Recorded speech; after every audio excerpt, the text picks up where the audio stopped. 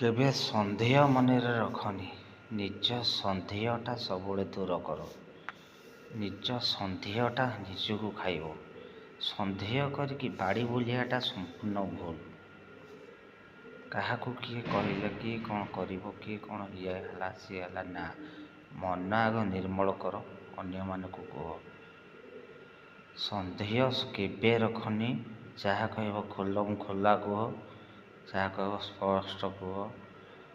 ଆଉ ଅଳିଆ କିଛି ମନରେ ରଖନି। ଯେଉଁମାନଙ୍କର ଅଳିଆ ଥାଇ ସେମାନେ ବିଭିନ୍ନ ପ୍ରକାର କଥା ବାହାରେ, ବିଭିନ୍ନ ସମାଲୋଚନା, ବିଭିନ୍ନ ପ୍ରକାର କଥା, ବିଭିନ୍ନ ଘରର ଆଲୋଚନା, କିଏ ବାଡ଼ିଲା, କିଏ ଛିଙ୍କିଲା, କିଏ ଅଳିଆ ହେଲା, ସେଗାରା ଆଲୋଚନା ବନ୍ଦ କର।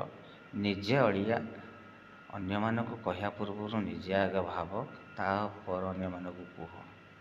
ସନ୍ଦେହ ସବୁବେଳେ ଛାଡ଼। ସନ୍ଦେହଟା କରିକି ଆଜି ମଣିଷ